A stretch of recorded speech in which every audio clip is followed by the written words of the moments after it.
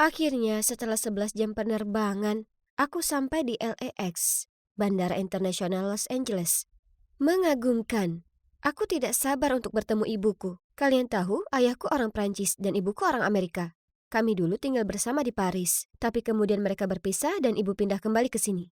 Tentu saja aku sering berbicara dengannya di FaceTime dan sebagainya. Tapi ini pertama kalinya aku bertemu dengannya setelah 5 tahun. Aku belum pernah mengunjunginya karena ibuku adalah seorang pengusaha wanita yang sangat sukses dan dia bekerja sangat keras. Itu berarti dia tidak punya waktu untuk memberiku perhatian yang kubutuhkan. Tapi sekarang aku berumur 16 tahun dan bisa menjaga diriku sendiri. Aku akhirnya bisa berkunjung. Jadi, terima kasih kepada ayah dan ibu tiriku atas hadiah ulang tahun tiket pesawatku. Aku sekarang berada di LA yang cerah selama sebulan penuh. Aku tidak hanya bisa menghabiskan waktu bersama ibu, tapi aku juga bisa bersantai di vilanya yang sangat besar. Ah, beruntungnya. Tapi pertama-tama, ayo ambil semua barang bawaanku, lalu cari taksi ke rumah ibuku. Ya, sayangnya, dia tidak bisa datang menjemputku karena dia ada pekerjaan. Tapi tidak masalah, aku bisa mengatasinya sendiri. Oke, mungkin aku bicara terlalu cepat. Sudah setengah jam dan barang bawaanku tidak terlihat. Lalu, cowok tampan ini menghampiri aku dan berkata, "Hei, sepertinya kopermu hilang. Perlu bantuan?" Imut dan suka membantu. Aku benar-benar bisa terbiasa dengan orang-orang AS. Aku menunjukkan kepadanya tiketku, dan ternyata aku menunggu di tempat yang salah. Ups. Setelah membimbingku ke tempat yang benar, cowok yang kuketahui namanya Zack ini bahkan menurunkan koperku untukku. Namun, salah satu koperku macet dan terbuka sehingga menyebabkan semuanya terjatuh. Astaga, ini bukan hari keberuntunganmu, kan? Dia tertawa terbahak-bahak. Oh, baiklah. Setidaknya tidak semuanya buruk. Maksudku, seorang cowok tampan telah menyelamatkanku, kan? Dia membantuku mengambil barang-barangku, lalu dia bahkan menawarkan untuk mengantarku ke rumah ibuku. Setelah sekitar 30 menit, dia mulai melambat. Aku melihat keluar jendela dan... Oh my God! Ini adalah villa paling cantik yang pernah ada. Kolam renang, lapangan tenis, pohon palem, persis seperti rumah bintang film. Aku sedang ternganga memandangi villa, ketika tiba-tiba aku mendengar suara mesin mobil. Karena kaget, aku berbalik dan melihat Zack menjauh. Koperku! Aku berteriak. Laptop dan iPadku juga ada di sana. Ya Tuhan, kenapa ini terjadi padaku? Dan pada hari pertamaku di AS. Setidaknya aku masih membawa ponsel dan paspor. Jadi aku segera menelpon ibuku. Tak perlu dikatakan, aku sangat kacau ketika dia tiba. Siapa sangka pria berpenampilan baik seperti itu ternyata adalah seorang pencuri. Ngomong-ngomong, ibuku bisa membelikanku baju dan barang baru dan aku masih bisa bersenang-senang di villanya. Kan? Ibu membawaku ke kamarku dan menyuruhku istirahat. Setelah bencana itu, aku sangat kelelahan. Jadi aku segera tertidur di tempat tidur paling nyaman yang pernah ada. Saat aku terbangun, di luar sudah gelap. Aku sadar aku belum makan apapun sejak penerbangan. Jadi aku turun ke bawah dan memeriksa lemari es dan lemari dapur. Hah? Semuanya kosong. Aku masih mencari-cari di dapur ketika ibuku kembali membawa burger. Sayang, aku baru pulang dari perjalanan bisnis kemarin. Jadi aku belum sempat pergi berbelanja. Ayo makan fast food saja hari ini, oke? Aku tidak keberatan, karena sungguh menyenangkan bisa makan malam bersama ibuku lagi setelah sekian lama. Aku melihat sekeliling ruangan. Hampir tidak ada perabotan apapun di sini. Ibuku bilang itu desain minimalis, gaya hidup trendy di LA saat ini. Lebih sedikit lebih baik, betapa kerennya itu. Keesokannya, kami keluar, tapi ada apa dengan mobil tua berkarat itu? Melihat tatapan bingungku, dia segera menjelaskan bahwa ini hanya sementara karena mobilnya sedang diservis.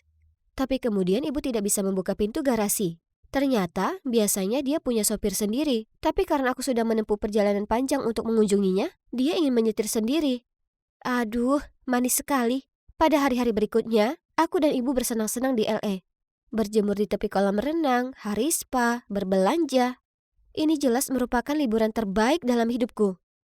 Setidaknya sampai pagi itu, aku dibangunkan oleh pertengkaran yang keras. Melihat ke bawah dari tangga, aku melihat ibu di ruang tamu bersama seorang wanita asing. Dia menunjuk ke sofa. Astaga, disitulah aku kemarin menumpahkan kecap saat makan sushi. Kemudian ibu muncul dan terdengar bingung. Dia menyuruhku segera mengemasi barangku karena kita akan pergi. Bu, apa ada yang salah? Oh, tidak apa-apa sayang. Hanya saja sofa kotor, jadi ayo kita suruh seseorang membersihkan seluruh villa. Wah, ibu sampai bersih-bersih seisi rumah hanya karena noda kecap. Seberapa kaya dia? Jadi, di mana kita akan tinggal kali ini? Hotel mewah bintang 5 atau rumah megah di Beverly Hills? Ah, tapi kemudian mobil itu berhenti di depan sebuah gedung apartemen kumuh. Hah? Ini tidak mungkin benar. Ibu bilang ini apartemen cadangan milik temannya. Jadi kami akan tinggal di sini beberapa hari demi kenyamanan. Alana, mungkin sebaiknya kamu menjauh dari orang-orang di daerah ini. Mereka tidak memiliki gaya hidup yang sama dengan kita. Kamu tahu maksudku. Ya, tempat ini kebalikan dari villa. Kamar sempit, tempat tidur keras, dan kamar mandinya bahkan tidak memiliki bathtub. Sejak pindah ke sini, ibu tidak mengajakku jalan-jalan lagi. Di malam hari, dia berdandan dengan anggun dan pergi ke meeting kerja mewahnya. Pada suatu malam, aku sedang duduk sendirian menonton YouTube mengunyah kentang goreng untuk kelima kalinya minggu ini. Ketika ada ketukan di pintu. Aku membukanya, dan berdiri di sana seorang cowok lusuh yang mengaku sebagai Frankie, putra pemilik rumah. Aku bilang padanya pasti ada kesalahan karena kami baru di sini beberapa hari. Lalu aku hendak menutup pintu, tapi dia memblokirnya dengan kakinya. Nyonya, Anita telah menyewa apartemen ini selama 2 tahun. Apa maksudmu beberapa hari? Aku baru saja melihatnya naik taksi di pintu depan. Jangan berbohong padaku. Tidak, ibuku adalah pengusaha sukses yang memiliki villa di Brentwood Park. Kalau begitu kamu pasti salah mengira ibumu adalah orang lain. Singkatnya, ingatkan si ibu pengusahamu untuk membayar uang sewa.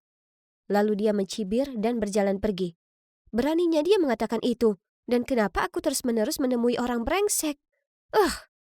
Ketika ibu kembali, aku menceritakan apa yang terjadi. Kupikir dia akan menganggapnya lucu atau semacamnya. Tapi tidak, malah dia menjadi sangat marah. Kamu seharusnya tidak membukakan pintu untuknya. Sudah kubilang jangan bersosialisasi dengan orang-orang di sini. Oke, mendengar kebohongan yang dibuat-buat tentang dirimu seperti itu pasti menyebalkan. Tapi apakah dia harus begitu marah karenanya? Keesokan paginya, aku sedang minum teh di balkon. Ketika tiba-tiba, aku melihat wajah yang tidak asing lagi lewat di jalan. Ya Tuhan, itu si brengsek dari bandara. Zack! Pencuri itu! Teriakku sambil bergegas turun. Tapi sesampainya di sana, dia sudah menghilang. Aku masih gemas saat ada suara yang datang dari belakang. Apa yang kamu lakukan sambil berteriak sepagi ini? Aku berbalik dan melihat Frankie bersandar di dinding dengan tangan terlipat. Bukan urusanmu, penipu. Hah? Penipu? Apa maksudmu? Berhentilah berbohong. Aku sudah memberitahu ibuku semua tentang kamu yang mencoba menipu uang dariku. Benarkah? Jadi, menurutmu akulah yang bohong? Sebelum aku bisa menjawab pertanyaan yang memprovokasi itu, aku mendengar suara ibuku memanggil dari balkon. Hei gadis kaya, jika kamu ingin mengetahui kenyataan, aku sarankan kau datang menemuiku malam ini, dan kita akan mengikuti ibumu. Ibu muncul dan mengerutkan kening, bertanya kenapa aku berbicara dengan Frankie. Aku mengatakan sesuatu tentang menanyakan arah, lalu segera memasuki ruangan dan menutup pintu. Frankie jelas-jelas seorang pencuri dan brengsek kan? Tapi mengapa kata-katanya masih melekat di pikiranku? Aku sempat memperhatikan beberapa hal yang aneh. Seperti saat kami di villa, aku bertanya pada ibu di mana peralatan makannya, tapi dia tidak ingat. Tapi kemudian di apartemen ini dia langsung mendapatkannya. Ditambah lagi, kenapa ada foto dirinya di kamar, padahal ini adalah tempat temannya. Malam itu, ketika ibu bersiap-siap untuk pergi keluar, lagi-lagi aku melihat kalungnya. Hanya saja itu sebenarnya kalungku, yang telah dicuri bersama dengan barang-barangku yang lain. Ayahku membuatkan kalung itu khusus untukku. Jadi itu unik, tapi kenapa ibu memilikinya? Aku memujinya dan bertanya dari mana dia mendapatkannya. Tersipu-sipu, dia dengan gembira memberitahuku bahwa cowok kaya yang baru saja dia kencani telah membelikannya untuknya. Lalu dia bilang dia akan mengajaknya makan malam malam ini. Aku memaksakan senyum, tapi kepalaku dipenuhi pertanyaan. Siapa sebenarnya? Ibu. Aku diam-diam mengikuti ibu di jalan. Tiba-tiba, sebuah tangan menepuk pundakku. Ayo pergi. Aku berbalik dan itu adalah Frankie. Tanpa berkata apa-apa, aku mengangguk dan segera masuk ke mobilnya. Dan kami mengikuti taksi ibu. Tunggu, bukankah itu villa yang kita tempati sebelumnya? Beberapa saat kemudian, sebuah mobil mewah tiba. membawa ibuku ke restoran mahal terdekat. Kami mengintip melalui dinding kaca. Itu dia. Ibuku sedang duduk di sana, tersenyum dan berbicara dengan seorang cowok berjas. Apakah dia berpura-pura tinggal di villa itu untuk menipu cowok itu? Apakah ibuku seorang cewek matre? Aku tidak bisa menontonnya lagi, jadi aku menarik lengan Frankie. Tapi anehnya, dia tampak sama terkejutnya denganku. Bukankah ini idemu? Jadi kenapa wajahmu pucat? Dia hanya menggelengkan kepalanya dan membawaku pulang. Kami menunggu di apartemen sampai ibu kembali. Dan suasananya tegang. Sekitar tengah malam kami mendengar pintu terbuka. Dan ibu masuk dan menatap kami dengan khawatir. Dia mulai mengusir Frankie keluar dari sana, tapi aku menyelanya. Bu, aku tahu segalanya. Kamu sudah tinggal di sini selama 2 tahun. Kamu miskin, dan kamu menipu orang kaya. Sayang, bukan seperti itu. Tenanglah dan aku akan menjelaskan semuanya kepadamu. Jadi, ternyata, setelah menceraikan ayahku, dia bertekad untuk kembali ke AS dan sukses dalam bisnis. Tapi, dia gagal. Dan dia sangat malu. Dia berbohong padaku dan ayah. Kemudian ketika dia mendengar bahwa aku akan datang berkunjung, dia menghabiskan sedikit tabungannya untuk menyewa sebuah villa mewah untukku. Tapi ketika aku tidak sengaja menumpahkan kecap di sofa mahal itu, dia tidak mampu memperbaikinya. Jadi kami diusir. Adapun pria yang bersamaku malam ini, aku bertemu dengannya saat berjalan di luar villa. Dia kaya dan baik. Dia menyukaiku dan aku juga menyukainya. Tapi bagaimana dengan kalung itu? Mama, ini sebenarnya punyaku. Ada di dalam koperku yang dicuri. Ibuku memberikan tatapan bingung. Tapi sebelum dia bisa berkata apa-apa, Frankie berseru. Pria itu penipu. Aku dan ibu ternganga saat melihat Frankie yang menoleh ke arahku dan berkata, maaf, tapi menurutku kalian perlu tahu yang sebenarnya. Lalu Frankie memberitahu kami bahwa pria itu tidak lain adalah ayah Zack. Setelah mengantarku kembali ke villa, Zack mengira ibuku kaya. Jadi dia membujuk ayahnya untuk datang dan menggodanya. Tapi bagaimana kamu menggali informasi tentang orang-orang ini? Karena aku kenal Zack. Ketika aku melihat Alana mengejarnya, aku tahu dia telah mencuri darinya. Tapi dia temanku. Bagus, jadi kalian berdua berbohong padaku. Lalu aku bergegas masuk ke kamarku, mengunci pintu, dan menangis. Keesokan paginya ibu mengetuk pintuku, tapi aku mengabaikannya. Alana, aku paham kamu kesal padaku, tapi aku meninggalkan sandwich di sini. Jadi setidaknya tolong makan sesuatu. Aku benar-benar minta maaf. Aku cuma mau menjadi ibu yang sempurna untukmu. Kata-katanya membuatku terisak sekali lagi. Tak bisa kukatakan, dari lubuk hatiku yang terdalam, aku merasa kasihan padanya. Setelah itu, aku membuka pintu dan memeluknya erat. Lalu kami berdua saling berpelukan sambil menangis. Aku akan meninggalkan LA hari ini bersama ibu. Dia akan pindah kembali ke Prancis bersamaku, tempat dia bisa memulai segalanya dari awal. Saat aku sedang menyeret koperku ke taksi, Frankie muncul dan meminta maaf kepadaku. Aku hanya mengangkat bahu dan bilang itu tidak penting lagi. Maksudku, setidaknya pada akhirnya dia berterus terang dan menyelamatkan ibuku dari penipu itu. Hei gadis kaya, semoga berhasil. Dan jangan ragu untuk tetap berhubungan denganku. Jadi, bagaimana sekarang?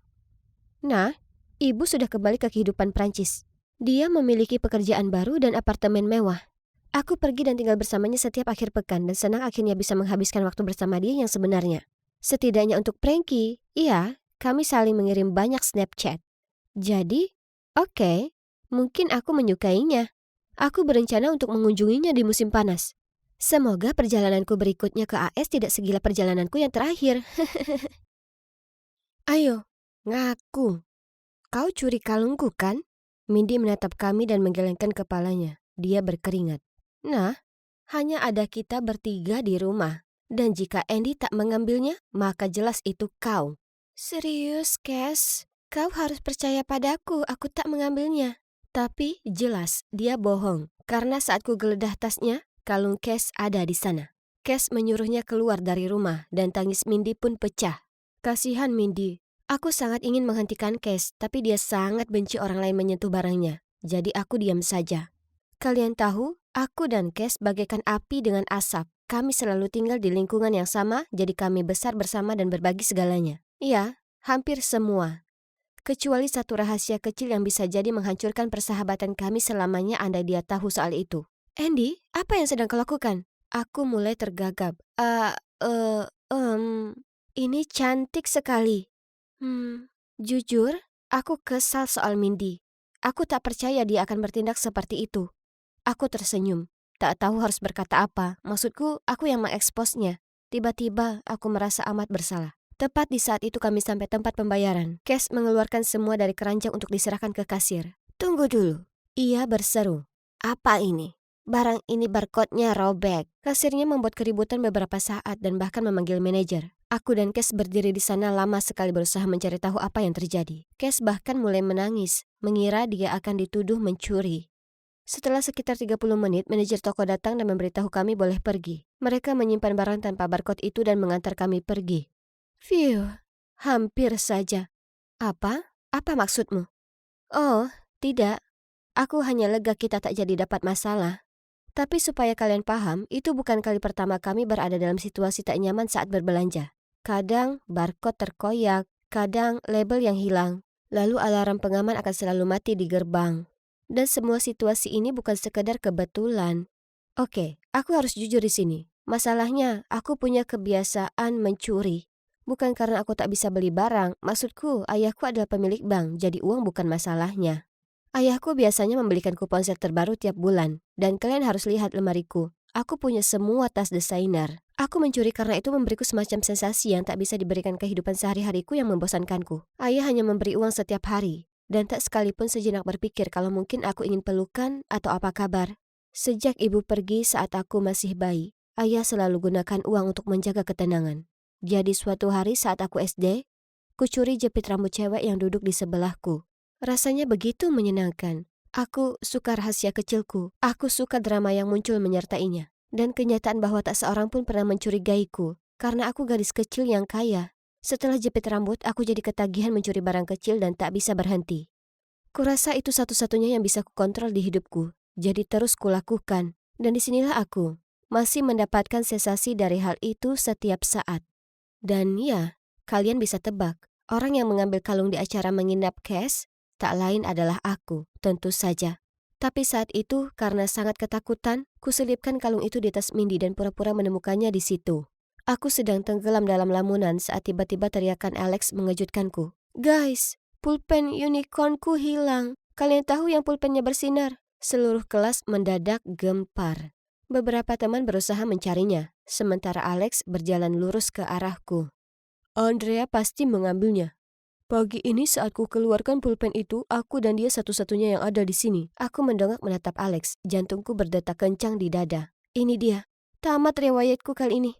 Kemudian tiba-tiba kulihat ke arah Scott Parker, cowok tampan yang baru saja pindah ke kelas kami. Oh tidak, aku tak bisa memberinya kesan buruk tentangku. Aku harus berpikir cepat cara keluar dari masalah ini. Kau menunggu sampai aku pergi ke kamar mandi untuk mengambilnya, ya kan?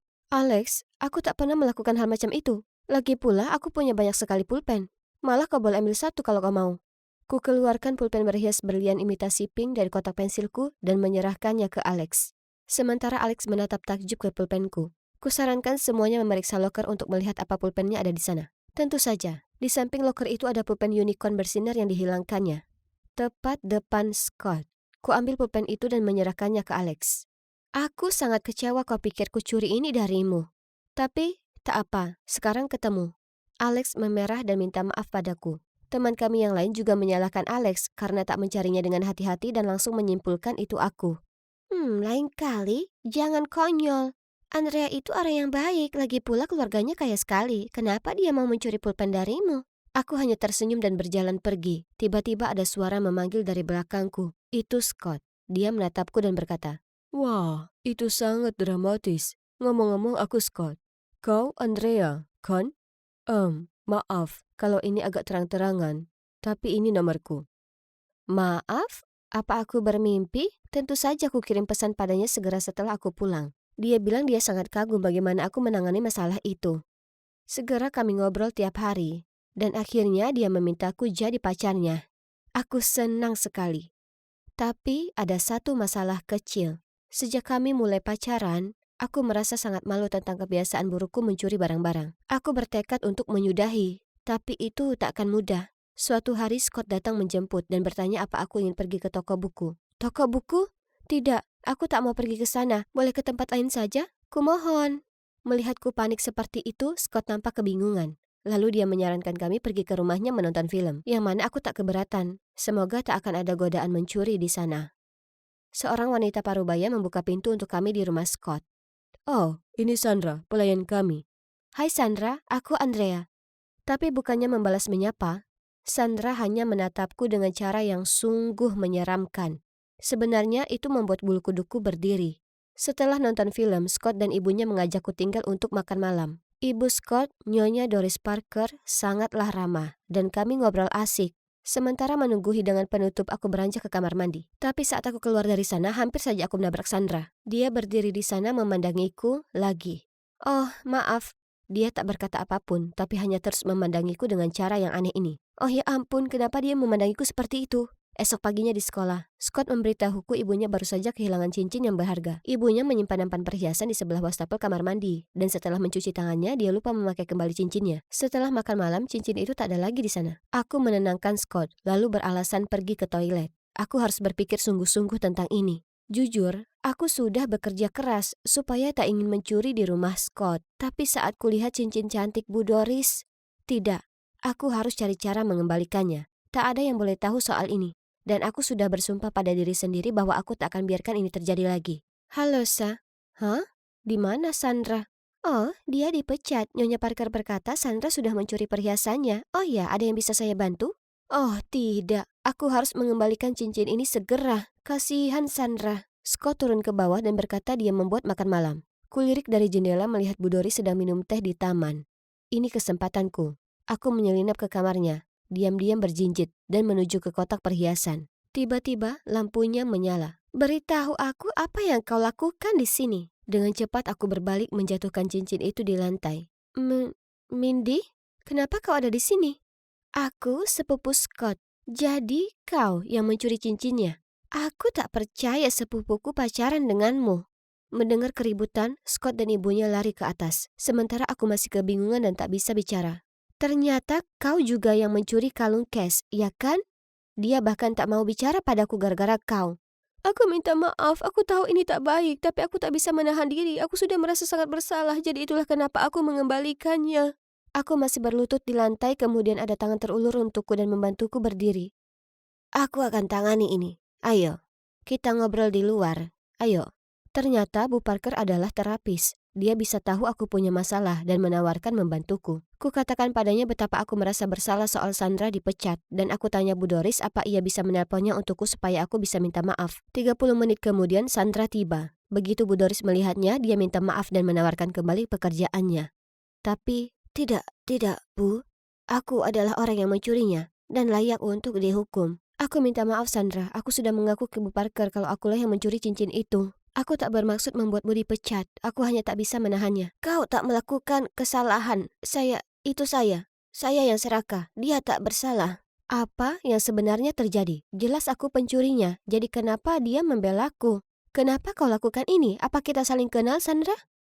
Dan begitulah kebenaran mengalir. Sandra, itu ibuku. Ya, aku juga tak tahu bagaimana mungkin ini terjadi. Jadi menurut ceritanya, dia bertengkar hebat dengan ayahku saat aku bayi, lalu kabur keluar kota di mana dia mendapat pekerjaan bekerja untuk keluarga Scott. Saat mereka pindah ke Seattle, dia ikut bersama mereka. Meski dia gugup karena kembali ke tempat di mana aku dan ayah berada. Dia menanggung rasa bersalah begitu besar meninggalkan kami, dan tak pernah sekalipun dia menyangka akan bertemu denganku di rumah Scott.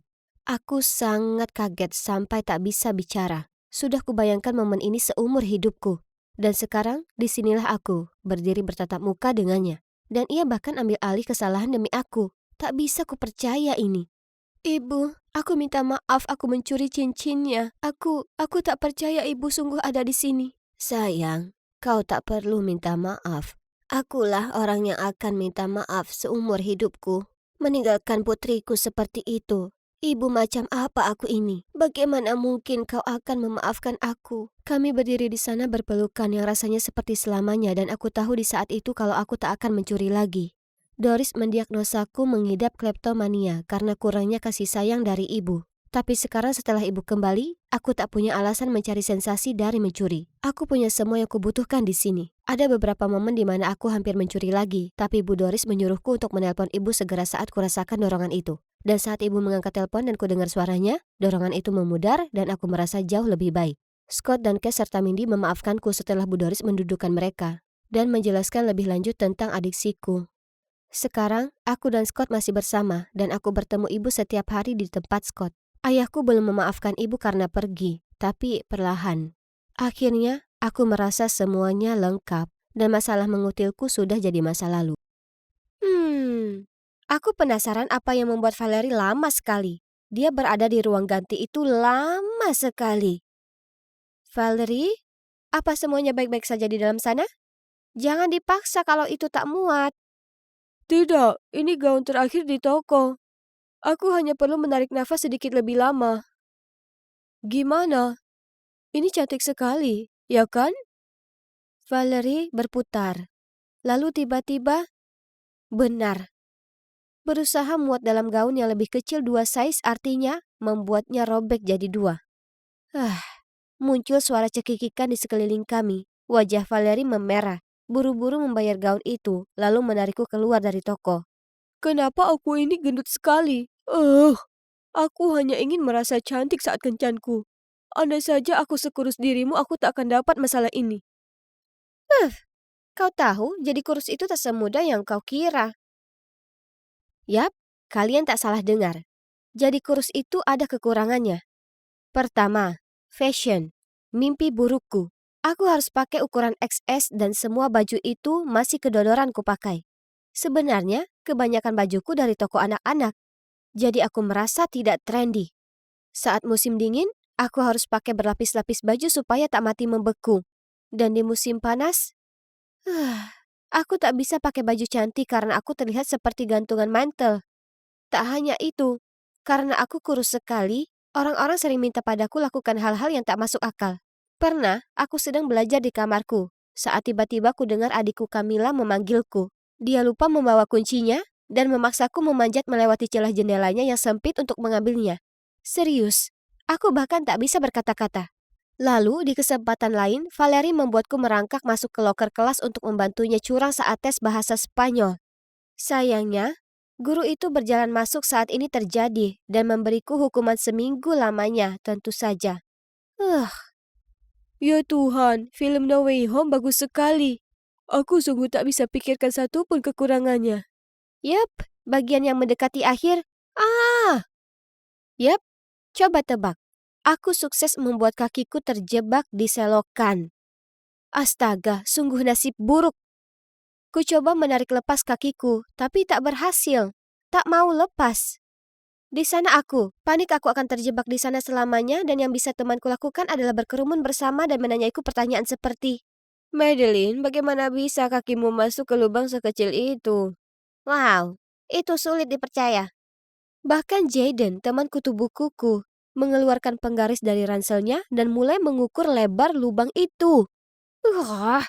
Teman-temanku yang baik, aku terjebak di sini. Berhentilah melongo dan bantu aku. Akhirnya mereka berusaha membantuku, tapi pada akhirnya kami harus memanggil regu penyelamat.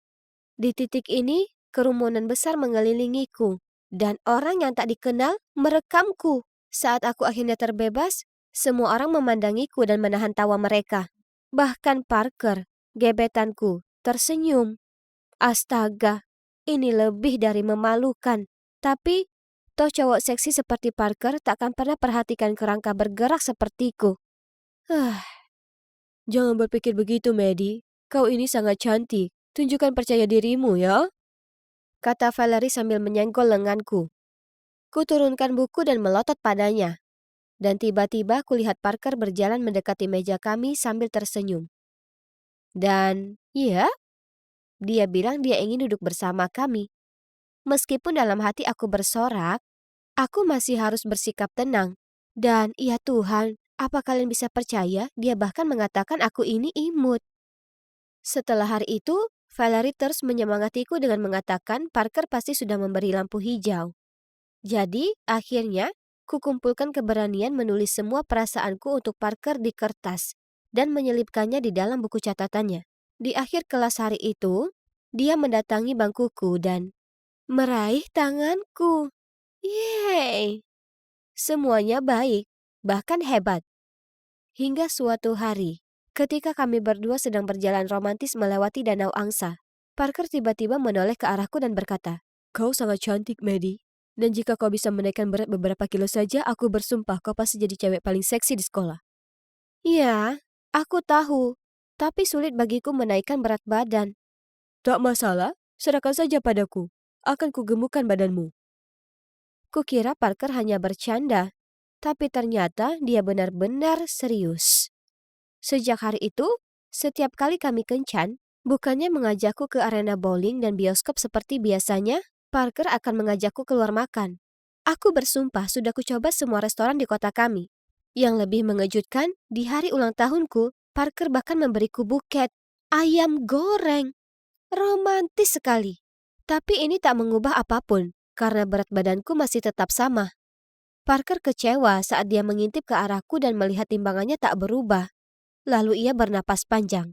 Bagaimana bisa kau dan Valerie berteman, tapi terlihat benar-benar kebalikan? Ini dia Valerie yang cabi dan menggemaskan. Apa? Parker memanggil Valerie menggemaskan lagi? Ini juga bukan kali pertama. Terganggu, kuletakkan garpuku dan berjalan pergi dari mereka. Setelahnya, mulai kujauhi Valerie. Kukerjakan PR-ku dengan teman yang lain, duduk dengan anak lain saat makan siang, dan tiap kali kebetulan kulihat Valerie, aku balik badan dan jalan pergi. Jujur, aku tak mau seperti ini, tapi melihatnya saja membuatku tak nyaman. Tapi aku tak tahan melihat pacarku memanggil sohibku imut, sementara dia menganggap aku terlalu ceking. Kemudian libur musim panas akhirnya tiba. Kukira hanya ada aku dan Parker, tapi kemudian dia pergi mengikuti camp musim panas di Spanyol. Semua rencana gagal. Jadi, kuhabiskan hari cerah itu dengan murung. Ada apa? Apa kau bosan karena kekasihmu jauh? Jadi kenapa kau tak gunakan waktu ini untuk memberinya kejutan saat dia kembali? Kejutan? Sebuah ide hebat muncul di kepalaku. Tapi, bagaimana aku bisa menjadi gemuk? Mudah? Oke, kalau memang mudah maka tunjukkan padaku. Oke, kalau kau mau kerjakan PR musim panas untukku. Apa? Dia ini benar-benar oportunis. Tapi aku sungguh ingin menambah berat badan dan menyenangkan Parker. Jadi, tanpa ragu, aku mengangguk setuju. Jadi, sejak hari itu, mulai kuikuti program penggemukan Camilla. Ku ganti sayuran dengan makanan berminyak dan makanan utamaku selalu di tengah malam. Aku juga mengganti air dengan milkshake. Tapi aku harus berhenti minum saat bau susu itu sendiri membuatku mual. Melihatku gila makan seperti itu, orang tuaku dengan cemas berkata, "Madeline, makan sehat itu penting kalau tidak nanti berdampak ke kesehatanmu." Tapi kuacuhkan nasihat mereka. Kali ini berat badanku benar-benar harus bertambah. Akhirnya, setelah 1 bulan mencoba, berat badanku naik. Yeay! Aku terlihat makin menarik sekarang, ya kan? Sedang kuperhatikan diriku di cermin saat ku dengar ponselku berbunyi. Itu Parker. Dia pulang besok dengan hadiah untukku. Hari berikutnya aku kenakan pakaian seksi ini yang aku tak pernah cukup percaya diri untuk pakai sebelumnya. Lalu minta Camilla membantu meriasku. Segera setelah selesai, dengan penuh semangat aku menunggu Parker di ruang tamu. Bel pintu berbunyi. Dengan senang, kubuka pintunya. Tapi segera saat dia melihatku, Parker langsung berkata, "Oh, maaf, aku salah rumah." Lalu dia mulai beranjak pergi. Hah? Dia tak mengenaliku? Ini akan seru. Tidak sayang, kau tidak salah. Ini aku, takdirmu. Madeline? Apa ini sungguh kamu? Oh ya ampun, bagaimana mungkin kau bisa jadi sebesar ini? Kita hanya berpisah selama sebulan lamanya. Jadi, tidakkah kau pikir aku lebih cantik sekarang? Yang mengejutkanku, Parker menggelengkan kepala. Tidak, kau sangat gemuk sekarang. Itu tak terlihat baik. Turunkan berat badanmu. Hah? Ini sangat membingungkan. Kukira dia ingin aku menjadi lebih gemuk. Meskipun menjengkelkan, aku masih mendengarkan Parker dan berusaha menurunkan berat badan yang sudah kutambah. Jadi ternyata menurunkan berat badan itu jauh lebih sulit daripada kedengarannya. Sebenarnya, jutaan kali lebih sulit menurunkannya daripada menambahnya. Setelah sebulan makan sehat dan berolahraga, aku naik beberapa kilo. Berhentilah makan itu. Apa kau sudah menyerah? Kau harus berusaha lebih keras. Apa? Itu cuma sedikit popcorn. Kenapa dia begitu kasar soal ini? Aku memberimu 2 minggu untuk menurunkan berat. Kalau tidak, kita putus. Hah? Apa yang baru saja dia bilang? Putus? Dia yang ingin aku menaikkan berat badan sedari awal. Sekarang dia mengancam putus denganku jika beratku tak turun. Sungguh konyol. Kau tahu tidak? Aku tak butuh 2 minggu. Ayo putus sekarang juga. Jelas kau tak pernah mencintaiku sama sekali. Kau hanya peduli dengan penampilanku. Jika kau sungguh peduli padaku, kau tak akan peduli ukuranku. Kemudian aku jalan pergi. Bagaimana bisa aku begitu bodoh? Sepanjang hubunganku dengan Parker brengsek itu, aku terbutakan mengikutinya. Aku hanya peduli tentang menyenangkan dia, dan itu mengorbankan banyak hal, termasuk sahabatku. Aku perlu minta maaf kepadanya segera. Dengan gugup kuketuk pintu lalu menunggu. Akhirnya Valerie membukanya, tapi saat melihatku, dia menutupnya. Aku sangat menyesal. Kumohon, biarkan aku menjelaskan. Valerie, aku minta maaf sekali. Ini semua karena aku takut Parker akan meninggalkanku untukmu. Tapi aku sadar sekarang, kalau dia itu sungguh brengsek, dan aku selama ini idiot berusaha berubah demi dirinya. Astaga, kau gila. Parker itu sama sekali bukan tipeku. Aku menggaruk kepala dan menceritakan padanya betapa buruk Parker telah memperlakukan aku, dan bagaimana dengan bodoh aku mendengarkannya. Dasar bajingan itu. Lalu dia memelukku. Valerie mengaku padaku kalau dia selama ini berusaha menurunkan berat badan dengan mengurangi asupan kalori, tapi bobotnya tak berkurang. Dan parahnya, dia merasa lemah dan letih sepanjang waktu. Aku mengangguk setuju dengannya. Jadi, sejak saat itu, aku dan Valerie berjanji untuk mencintai diri sendiri, tak peduli ukuran kami, dan tak akan pernah biarkan orang lain mencoba mengubah kami. Dan lihat, itu Walker dan Joel. Pacar kami yang luar biasa yang mencintai kami apa adanya. Dan kalian tahu tidak, rasanya sangat menyenangkan, tak peduli apa yang orang lain pikirkan. Jadi, jangan pernah biarkan ada idiot yang merendahkanmu. Karena saat kau biarkan dirimu jadi diri sendiri, maka pada akhirnya kau bisa menyadari betapa cantik dirimu yang sesungguhnya. Aku sangat gugup. Ini sepertinya perasaan paling gugup yang pernah aku alami dalam hidupku. Aku bahkan tidak menyangka konferensi pers bisa seramai ini. Tiba-tiba kilatan cahaya datang ke arahku dari segala arah, hampir membutakan mataku. Tapi bunyi kliknya tidak berhenti, begitu juga dengan suara mereka memanggil namaku. Hazel, lihat sini! Sini, Hazel! Ya ampun, kenapa ini kacau sekali? Aku mulai panik, jadi aku lari. Tapi aku baru mengambil beberapa langkah, buk. Oh, sepatu hak tinggi bodoh ini. Oh, hai, aku tidak melihatmu di sana. Baiklah, jujur saja agak sulit melihat siapapun dari sudut ini. Kemudian dari segala arah, para wartawan berdatangan seperti burung nasar yang kelaparan, mencoba memotretku. Aku masih bingung dan tidak tahu harus berbuat apa ketika.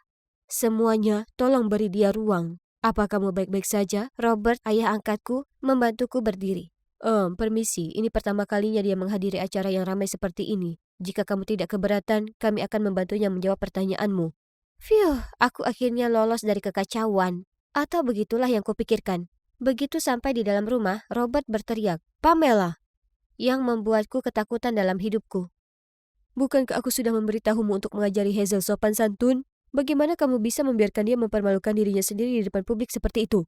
Pamela tampak malu dan terus membungkuk dan meminta maaf, namun Robert tetap saja marah. Jika ini terjadi lagi, sebaiknya kamu mengemasi tasmu dan keluar dari sini. Aku merasa sangat bersalah. Itu semua karena aku sehingga dia dimarahi seperti itu. Tapi aku telah melakukan yang terbaik. Jelas itu tidak cukup baik. Aku mencoba melupakannya. Tapi besoknya Pamela membangunkanku. Dia memberiku jadwal dan memberitahuku bahwa mulai sekarang aku tidak perlu berangkat ke sekolah. Dan sebagai gantinya seorang tutor akan datang untuk mengajariku di rumah. Apa? Kenapa tiba-tiba? Tanyaku pada Pamela dengan kaget. Itu karena kejadian kemarin, wali kota telah memutuskan kalau kamu harus meluangkan lebih banyak waktu untuk mempelajari etiket yang diperlukan. Apa kamu serius? Dia tidak bisa mengurungku begitu saja di sini. Mustahil. Hazel, dengarkan. Kamu harus bersyukur bahwa kamu diadopsi di rumah ini. Ingatlah semua yang telah dilakukan Tuan Cornelius untukmu dan patuhi apa yang aku katakan. Apa kamu mengerti maksudku? Menatap mata Pamela, aku tahu aku tidak punya pilihan selain setuju. Hari upacara pembukaan balai kota akhirnya tiba, dan aku harus meninggalkan rumah untuk pertama kalinya dalam sebulan. Sebulan penuh. Sekarang adalah momen yang sebenarnya. Di mata publik, aku telah sepenuhnya berubah menjadi wanita bergengsi. Ketika Robert mulai berbicara pada upacara tersebut, dia mengumumkan penggalangan dana amal untuk panti asuhanku. Dengan harapan anak-anak sepertiku akan diberi kesempatan untuk menjalani kehidupan yang lebih baik. Mendengar pidatonya, aku hampir tidak bisa menahan air mata. Aku sedang duduk di samping ibu angkatku, Elinor. Jadi aku berbalik untuk memeluknya erat-erat. Tiba-tiba semua mata tertuju padaku, dan sepertinya aku akhirnya melakukan sesuatu yang benar. Aku tersenyum pada Robert dan kami berdua menitikkan air mata. Mungkin Pamela benar. Aku sungguh beruntung telah diadopsi oleh orang-orang baik seperti mereka. Namun, begitu kami tiba di rumah, segalanya berubah. Orang tuaku terdiam dan pergi ke kamar mereka, meninggalkanku sendirian. Mana pujianku? Aku telah melakukannya dengan sangat baik. Kenapa mereka tidak senang? Hari-hari berikutnya mereka masih memintaku untuk bergabung dengan acara mereka. Jadi kurasa aku telah melakukan pekerjaan dengan baik. Dan ketika media dan masyarakat ada di sekitarku, mereka semua bersikap sensitif dan penuh kasih sayang terhadapku, terus-menerus memujiku. Kami pasti terlihat seperti keluarga yang sempurna. Namun begitu kami tiba di rumah, mereka mengabaikanku. Dan jika mereka ingin memberitahuku sesuatu, mereka akan meminta Pamela untuk berbicara denganku. Aneh sekali. Sebenarnya aku mulai merasa sangat kesepian dan tertekan. Dan meskipun aku hidup dalam kemewahan, aku merindukan panti asuhan. Suatu hari, putri Pamela, alias satu-satunya teman yang aku punya di rumah besar ini, Paisley, melihat betapa kesalnya aku dan bertanya, "Hei, jadi kenapa kamu setuju untuk pindah ke rumah ini? Kamu jelas tidak senang di sini." Paisley mengerti perasaanku. Dia seumuran denganku, jadi kami berada pada gelombang yang sama. Aku gugup untuk menceritakan perasaanku padanya, tapi aku tahu dia akan mengerti, jadi aku menceritakan semua padanya. Masalahnya aku sebenarnya punya saudara perempuan, dia baru berusia 8 tahun, dan namanya Amber. Itulah sebabnya aku merindukan panti asuhan. Dia masih di sana. Dia menderita penyakit jantung bawaan, jadi setelah orang tua kami meninggal, panti asuhan tidak mampu membayar biaya rumah sakitnya. Ketika keluarga wali kota memutuskan untuk mengadopsiku, aku menolak karena aku tidak mau meninggalkan Amber sendirian. Tapi kemudian Robert menawarkan untuk membayar perawatan medisnya jika aku setuju, dan ya, sisanya tinggal sejarah. Aku tidak bisa pergi begitu saja. Jika aku melakukannya, apa yang akan terjadi pada Amber? Oh, Hazel, aku tidak tahu. Aku minta maaf, tapi aku harus jujur padamu. Suatu kali aku dengar Robert dan Elinor berkata bahwa kamu adalah gadis yang sempurna untuk memainkan peran ini. Hah? Peran apa? Itu berarti, apakah mereka memanfaatkanku untuk sesuatu? Itu tidak masuk akal. Tapi kata-kata itu terus melekat di pikiranku sampai suatu kali Elinor memintaku untuk bergabung dengannya di acara amal, yang menurutnya akan disiarkan di televisi. Tugas kami adalah menyiapkan makanan buatan sendiri dan membagikannya kepada para tunawisma. Aku sangat bersemangat, tapi saat aku masuk ke dapur kami, aku menemukan para koki telah memasak semuanya sebelum kru syuting tiba. Aku sangat kecewa dan bertanya kepada Elinor tentang hal itu. Dia hanya tertawa dan berkata, "Ah, tidak. Sayang, tugas kita hanya tampil cantik dan anggun di depan kamera." Lalu sebelum membagikan makanan, dia memberiku sepasang sarung tangan dan berkata, "Jangan sentuh tangan mereka, oke? Mereka kotor." Ya ampun, bagaimana bisa dia mengatakan hal seperti itu? Oh, lalu aku tersadar. Aku mengerti apa yang dikatakan Paisley sekarang. Kasih sayang dan kebaikan yang ditunjukkan keluarga Cornelius kepadaku sebenarnya hanya untuk pamer. Semuanya hanya untuk memenangkan hati penonton alias publik, meskipun ini adalah wajah mereka yang sebenarnya. Aku harus melakukan sesuatu mengenai hal ini. Aku tidak bisa membiarkan mereka terus menipu publik seperti ini. Jadi ketika Elinor pergi ke kamar mandi dan melepas sarung tangannya, aku segera mengambilnya dan membuangnya ke tempat sampah. Ketika kami keluar, seorang pria tunawisma mendekatinya untuk mengungkapkan rasa terima kasihnya dan meminta untuk berjabat tangan. Tentu saja dia mencoba untuk menolak.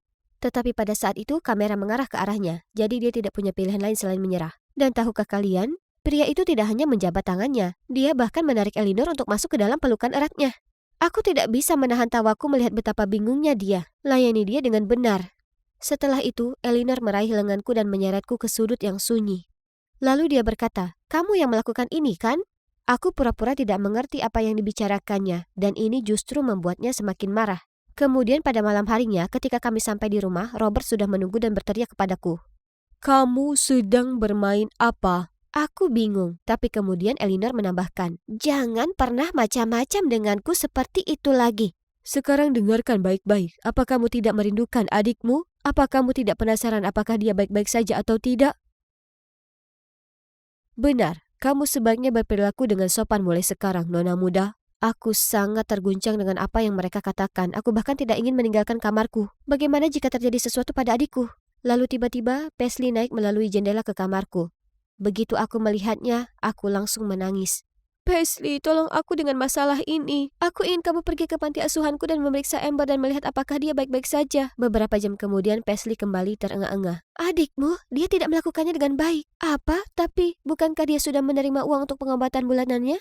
Paisley menggelengkan kepalanya. "Para biarawati di sana mengatakan mereka belum menerima 1 sen pun sejak kamu pergi. Sekarang Amber hampir tidak bisa bertahan." Kata-kata Paisley menghancurkan hatiku. Mereka berdua telah membodohiku selama ini. Dan sekarang nyawa adikku berada di ujung tanduk.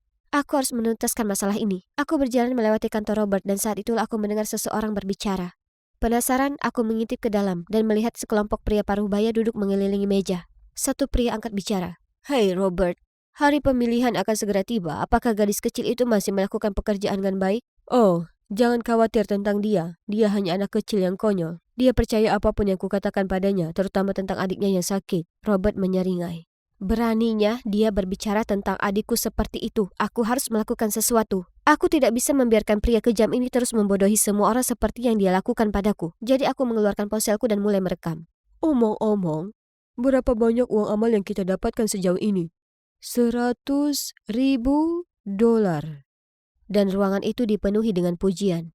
"Tuan-tuan, pada saat pesta penutupan amal akhir pekan ini, kita seharusnya mendapatkan hampir $500.000 untuk kampanye pemilu. Begitu aku menang, bisnis kalian akan terus dikurangi pajaknya selama 4 tahun ke depan."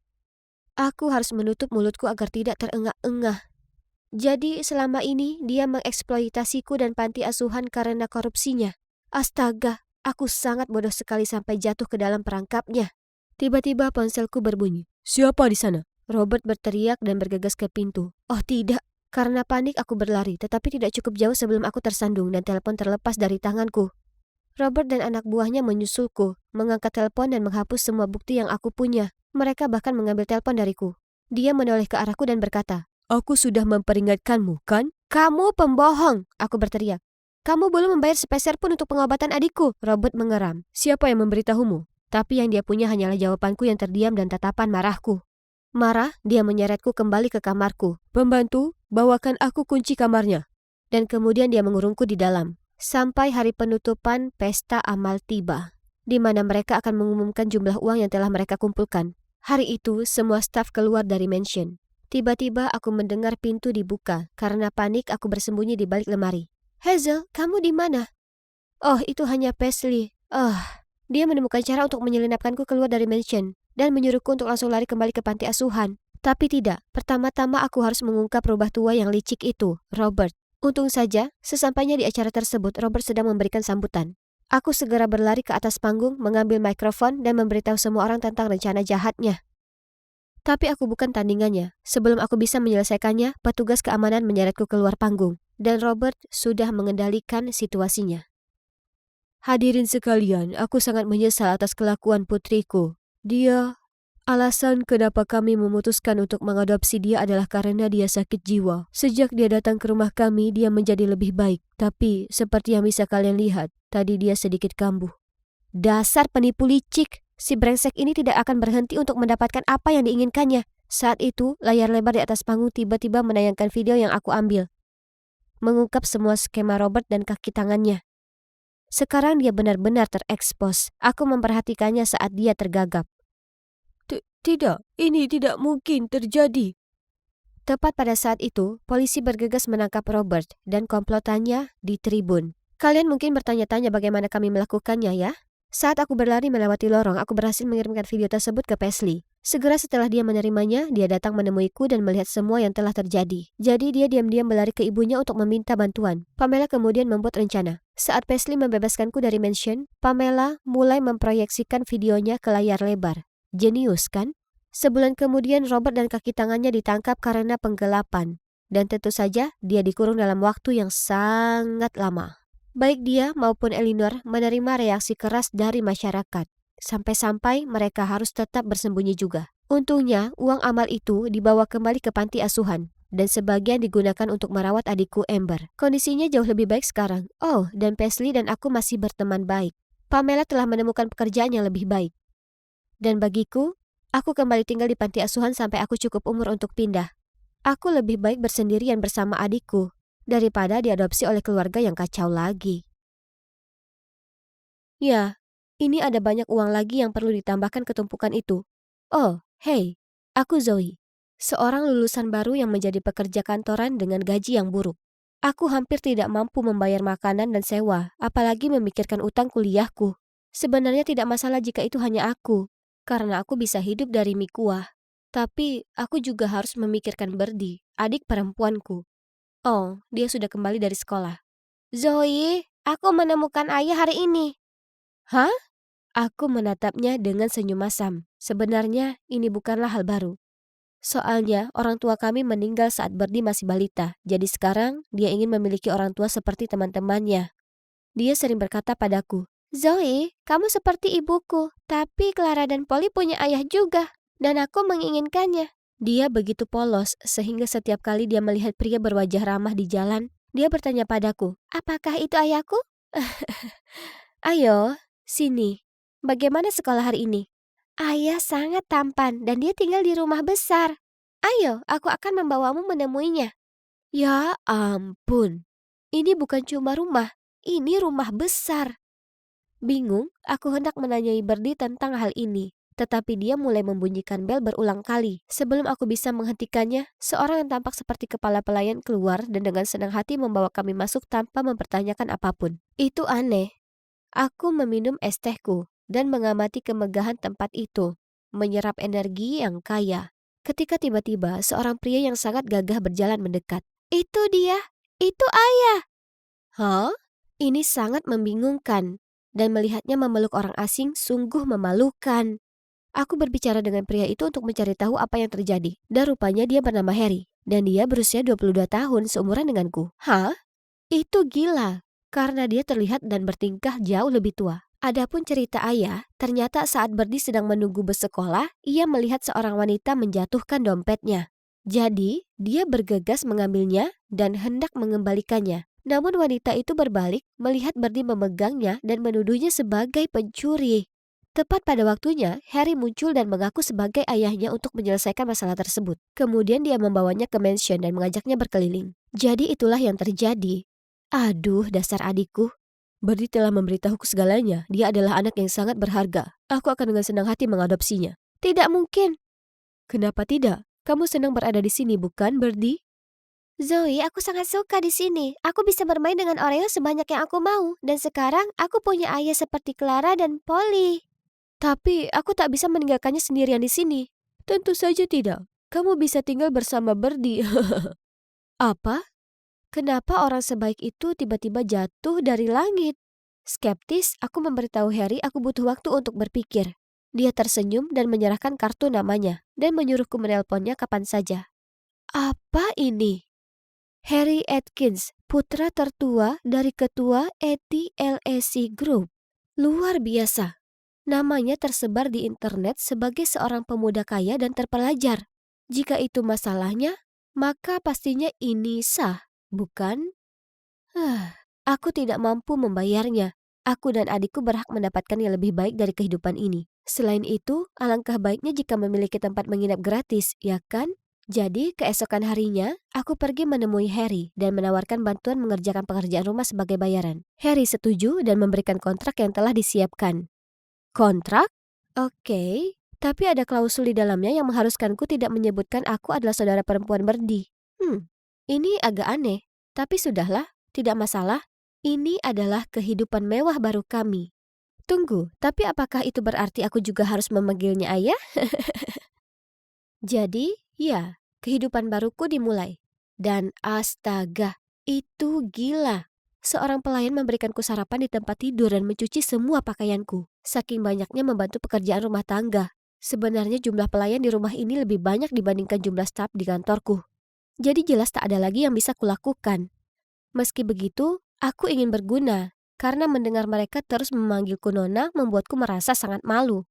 Namun, ups, ternyata aku payah dalam pekerjaan rumah. Suatu kali aku memasukkan setelan bagus Harry ke dalam mesin cuci, dan akhirnya merusaknya, yang membuatnya mondar-mandir di ruangan dengan marah. Selain itu, dia sepertinya tidak bisa mengatakan sesuatu yang baik tentangku. Selalu mengeluh tentang bunga yang aku beli, atau mengatakan muffin yang aku panggang selama berjam-jam terlalu kenyal.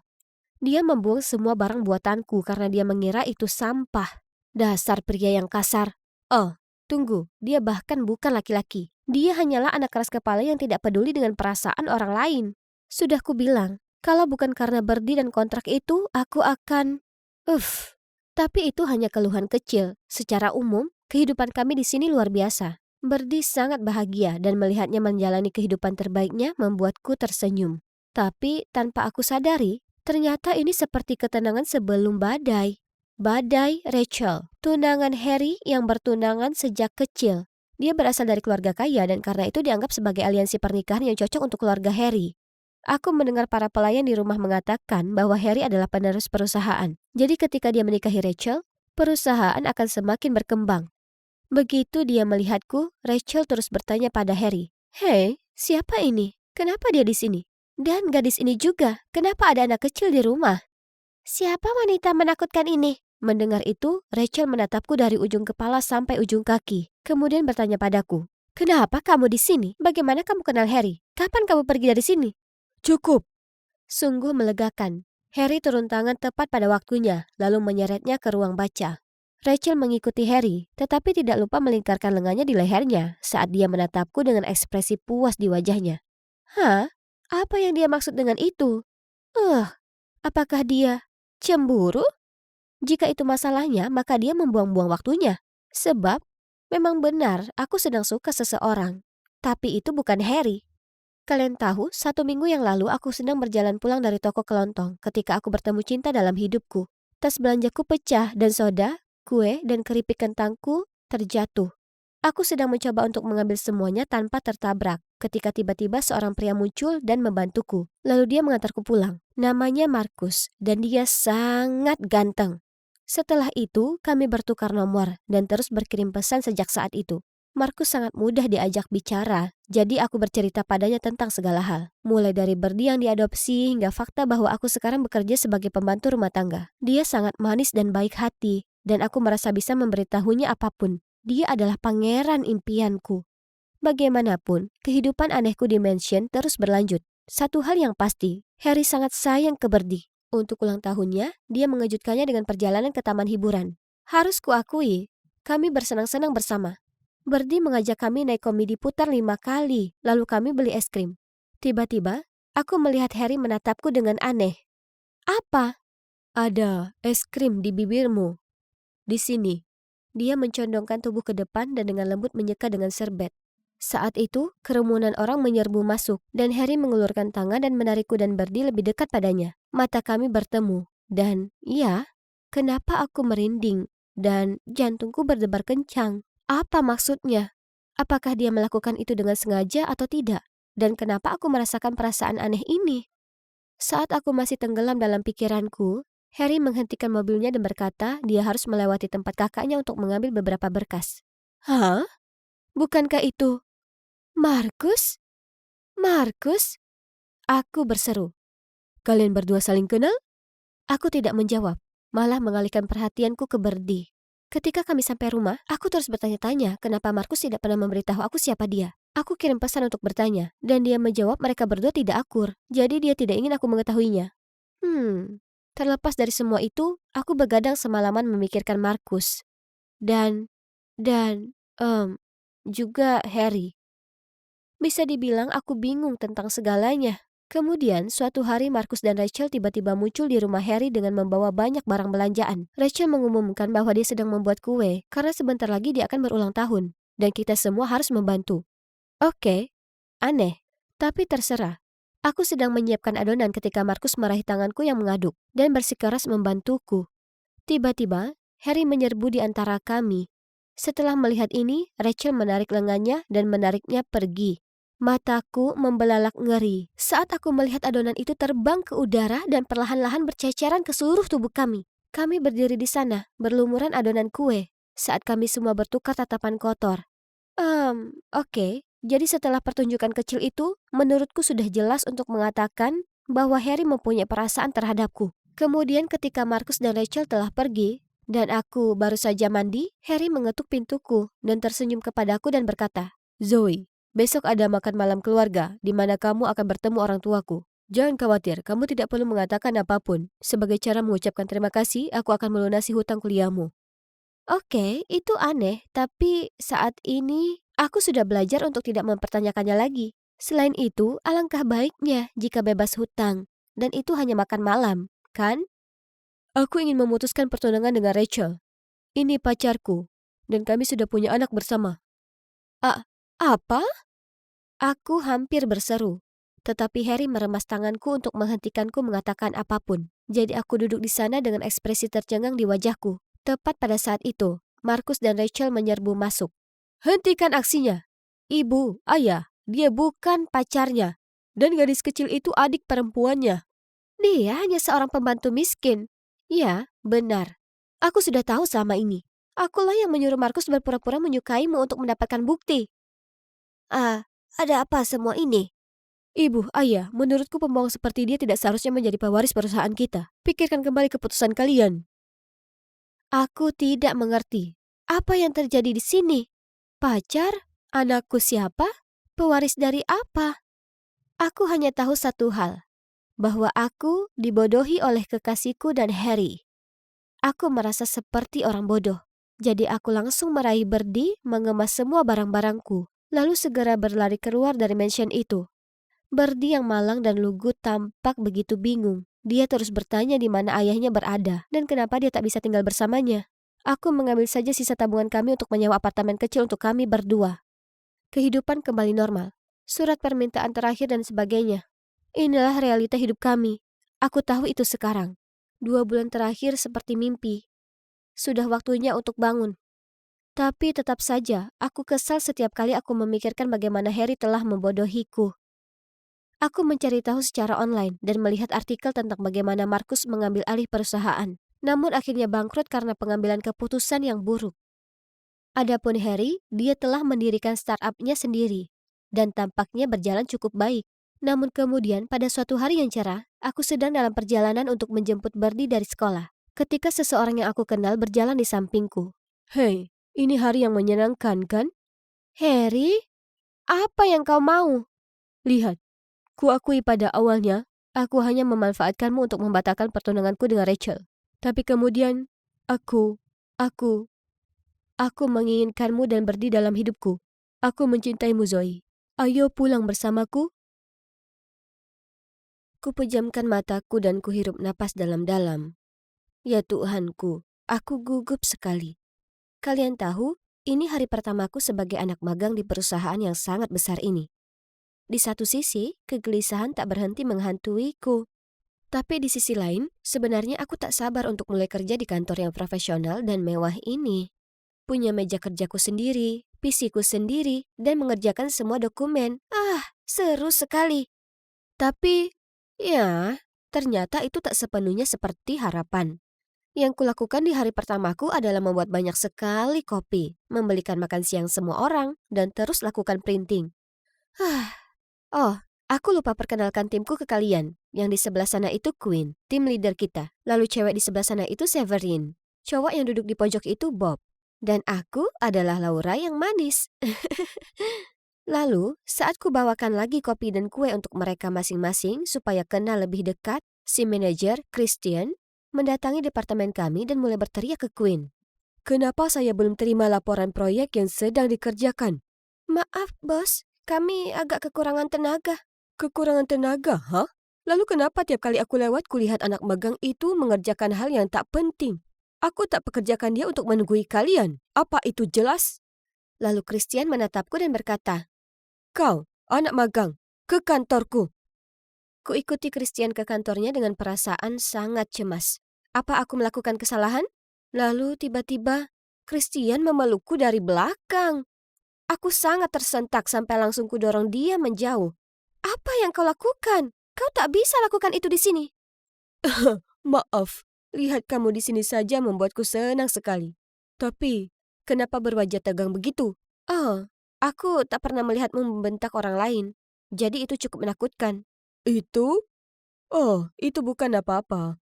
Kalian mungkin bertanya-tanya kenapa manajerku memelukku. Nah, sebenarnya Christian itu pacarku. Kalian tahu, aku di semester akhir perkuliahanku. Kukatakan padanya kalau aku ingin magang karena itu akan berguna untukku. Jadi dia memaksa agar aku magang di perusahaannya. Awalnya, kurasa itu bukan ide yang bagus. Maksudku, pasangan yang bekerja bersama biasanya tak langgeng, ya kan? Tapi dia berhasil yakinkan aku sebaliknya. Jadi inilah aku. Meski begitu, aku tak ingin ada orang di kantor tahu tentang hubungan kami. Karena itu, tak aku biarkan dia mengantarku bekerja. Dan makan siang bersama juga tak boleh. Christian tak berkomentar soal ini. Dia mungkin paham kenapa ini penting. Tapi suatu hari, di akhir rapat dengan departemen kami, Christian hendak berjalan keluar dari ruangan rapat ketika tiba-tiba dia berhenti, berbalik dan berkata di depan semua orang. Oh, ngomong-ngomong, aku ingin kalian tahu, Laura itu pacarku. Oke, bye. Ya Tuhanku, kenapa dia lakukan itu? Semua orang langsung menoleh dan menatapku dengan ekspresi kaget. Dan aku ingin merosot dari kursi dan sembunyi di bawah meja. Aku segera ke kantor Christian dan meminta penjelasan. Kemarin aku makan siang dengan manajer dari departemen lain, dan dia bilang dia menyukaimu dan ingin mengajakmu keluar. Jadi, kupikir paling baik memberitahu semua orang kalau kau pacarku. Apa aku benar? Apa? Tidak. Laki-laki dan ego bodoh mereka. Bagaimanapun, kuharap itu tak akan mempengaruhi apapun. Tapi seperti yang kutakutkan, ternyata benar. Sangat benar. Dari sejak semua orang tahu aku pacar Christian, mereka mulai perlakukan aku berbeda. Setiap kali aku masuk ruangan, mereka langsung berhenti bicara dan memandang aneh. Atau setelah kerja, mereka mau pergi minum-minum tapi sengaja tak mengajakku. Rasanya menyebalkan dikucilkan seperti itu. Lalu kemudian suatu hari hal itu menjadi makin buruk. Aku tiba di kantor lebih awal karena ada email yang perlu dikirim sebelum jam 9. Tapi PC-ku tak mau nyala, jadi aku menunduk di bawah meja mencoba memeriksa apa ada kabel yang longgar. Tepat saat itu, Bob dan Severin masuk ke kantor sambil bergosip. Jelas si Laura itu dapatkan magang karena dia adalah pacar Christian. Dan apa kau lihat pakaiannya? Semua merek mahal. Sepertinya punya pacar manajer di perusahaan besar pastinya menyenangkan sekali. Apa? Aku tak pernah menerima hadiah mahal dari Christian. Itu semua punyaku. Lalu selama bekerja, aku tak sengaja melirik layar komputer Queen dan kulihat mereka membicarakan tentangku di grup chat. Sesuatu mengenai aku yang tak harus melakukan tugas hanya karena pacarku adalah manajer. Mendengar dan membaca semua komentar ini membuatku merasa sangat frustasi. Jadi aku tak minat kerja sepanjang pagi itu. Kemudian di sore hari, kami ada rapat mengenai proyek yang sedang kami semua kerjakan, dan Christian memintaku menyerahkan laporan. Oh, sial. Aku benar-benar lupa mengerjakannya. Maaf, saya belum menulis laporannya. Boleh saya tanya kenapa? Dan apa yang kamu lakukan sepanjang pagi ini? Demi tim kita, tolong fokus. Kita tak boleh kacaukan proyek ini. Saya hanya sedang melewati banyak hal, oke? Anak magang juga manusia. Ya ampun, akan kukirimkan pada Anda laporannya di penghujung hari, bos. Semua orang menatapku bingung, terutama Christian. Tapi, tunggu. Kulihat beberapa dari mereka tersenyum padaku. Apa itu senyum untukku? Kemudian setelah rapat, semua orang berkumpul mengelilingiku, menepuk pundakku dan memujiku karena membela diri menentang Christian. Jujur saja, rasanya menyenangkan diperhatikan dan tak diejek. Jadi, mungkin masih ada kesempatan aku bisa memenangkan hati mereka, ya kan? Hari berikutnya saat siang, Christian datang ke departemen untuk makan siang denganku. Tapi ku bilang padanya di depan semua orang kalau aku mau makan siang dengan mereka. Dia tampak bingung, tapi masih harus setuju. Makan siang dengan seluruh tim menyenangkan, kecuali satu hal. Mereka terus-terusan bertanya padaku soal Christian. Misalnya, seperti apa dia di luar kantor? Kenapa dia selalu begitu tegas dan pemarah? Kuperhatikan kalau mereka cukup senang membicarakan tentang Christian, jadi kuberitahu mereka, oh, Christian adalah pacar yang hebat. Dia sangat perhatian dan koki yang handal. Tapi mereka tak tertarik dengan hal itu. Oh tidak, mereka cuma peduli soal kebiasaan buruknya. Baiklah, Jadi ku beri mereka apa yang mereka mau. Itu, aku tak suka dia yang selalu sangat tepat waktu. Aku terlambat semenit saja dan dia mulai menceramahiku tentang betapa berharganya waktu dan tak boleh menyia-nyiakannya. Itu benar-benar menarik perhatian semua orang, ya kan? Mereka sangat suka itu, Aku merasa agak bersalah, tapi tak bisa kupungkiri itu menyenangkan. Perasaan ketika semua orang menyukaiku. Dan itu hanya untuk kali ini, ya kan? Ya, betapa salahnya aku. Ketika tiap kali tim kami keluar, mereka mulai bergosip soal Christian. Lalu menatapku penuh harap sampai ku jelek-jelekan pacarku. Lagi. Tapi buatku, Christian adalah pria yang sempurna. Dia hanya punya beberapa kekurangan kecil, tapi tak ada yang berarti. Jadi, kuputuskan untuk mengarang. Dia mengigau dan tak pernah gosok gigi sebelum tidur. Dan, dia sering bersendawa saat di rumah. Aku benci ini. Tapi aku bisa apa? Semakin buruk hal yang kuceritakan pada mereka tentang Christian, semakin mereka sepertinya menyukaiku. Lalu suatu hari, Christian mengundang beberapa manajer lain ke apartemennya untuk makan-makan. Tiba-tiba, seorang pria menunjuk ke minuman Christian dan bertanya apa dia boleh minum itu dengan masalah perut kembungnya. Oh, tidak. Kemudian pria ini memberitahu Christian yang tampak bingung kalau semua orang di kantor bergosip tentangnya. Untung bagiku, dia hanya mengangkat bahu dan dia bilang tak ingin dengar soal gosip tak berguna. Hampir saja. Tapi kemudian sesuatu yang mengerikan terjadi. Beberapa rumor palsuku sampai ke telinga Pak Smith, General Manager. Suatu hari aku jalan melewati kantor Christian dan ku dengar Pak Smith membentaknya. Sesuatu mengenai Christian mundur sebagai manajer karena ada rumor dia menekan staf lain yang berani membantahnya untuk mengundurkan diri. Oh tidak, aku hanya mengarang itu dengan tujuan agar yang lain segan dengannya dan berhenti membicarakannya. Ini semua salahku. Jadi segera saat Pak Smith berjalan keluar dari ruangan Christian, aku lari mengejarnya dan berkata, "Tolong tunggu dulu, bisa ku jelaskan." "Apa maksudmu?" Aku menghela napas dalam untuk menenangkan diri, lalu mulai menjelaskan padanya bahwa akulah orang yang menyebarkan rumor itu. Dan itu 100% tak benar. "Tolong jangan paksa Christian untuk mengundurkan diri, ini semua kesalahanku." "Oh sayang, kenapa kau lakukan itu?" "Aku minta maaf ayah, aku bodoh dan bersikap seperti anak kecil." Itu tak apa. Tapi harus kukatakan, aku kecewa, Laura. Aku akan bicara pada Christian nanti. Kuharap kau mengambil pelajaran kali ini dan jangan pernah lakukan itu lagi. Mengerti? Ya, ayah. Kemudian ia pergi. Aku menghela napas lega saat tiba-tiba, "Ayah? Apa kau memanggil Pak Smith ayah?" "Oh tidak. Aku tak tahu kalau Christian sedang berdiri di belakang kami." Nah, kenyataan akhirnya terungkap. Sebagaimana bisa kalian lihat, Pak Smith, General Manager perusahaan, adalah ayahku. Tapi tak satu pun, bahkan Christian, tahu itu. Lalu Christian melanjutkan, "Kenapa kau tak cerita kalau Pak Smith itu ayahmu? Dan kenapa kau sebarkan rumor mengerikan tentangku, Laura? Kenapa kau lakukan itu padaku? Apa aku tidak seperti orang bodoh bagimu?" Dia marah sekali sampai hendak beranjak pergi. Dengan cepat kuraih tangannya dan mulai menjelaskan. "Aku tak memberitahumu Pak Smith ayahku karena aku takut kau merasa tertekan dan tak mau denganku lagi." Christian tak berkata apapun, dia hanya berdiri terdiam di sana. Jadi kulanjutkan. "Soal rumor itu, aku minta maaf. Aku mengacau. Tapi tolong, kau harus mengerti. Sejak semua orang tahu aku pacarmu, mereka mulai bergosip tentangku dan mengucilkanku. Aku merasa begitu terluka dan kesepian saat yang kuingin hanyalah supaya bisa berbaur. Hingga suatu kali, semua orang bicara lagi denganku saat tak sengaja aku mengeluh tentangmu. Dan mereka memperlakukanku seperti teman setelahnya. Tapi mereka selalu lapar akan lebih banyak gosip tentangmu. Jadi aku harus mengarang sesuatu. Hingga akhirnya aku hilang kendali. Aku sangat menyesal, Christian." Christian menghela napas, kemudian memelukku. "Aku minta maaf itu terjadi padamu di kantor. Aku tak tahu kau kesusahan. Lain kali kau harus memberitahuku. Jangan sembunyikan sesuatu seperti itu, oke?" Aku mengangguk sambil tersenyum dan dalam hati berterima kasih ke pacarku yang sangat baik. Tapi hampir saja kuhancurkan karirnya hanya untuk puaskan rekan kerjaku yang banyak omong itu. Tapi syukur, pada akhirnya semua membaik di antara kami. Pada akhirnya, semua orang tahu kalau Pak Smith adalah ayahku. Karena, ya, mata dan telinga ada di mana-mana di perusahaan ini. Kalian tak bisa sembunyikan apapun. Lalu mereka mulai bergosip Christian cuma pacaran denganku untuk posisi manajer. Astaga, mereka tak akan berhenti ya kan? Tapi bagaimanapun, aku tak lagi peduli. Program magangku akan segera berakhir dan kuputuskan tak akan kembali ke perusahaan ini. Jelas.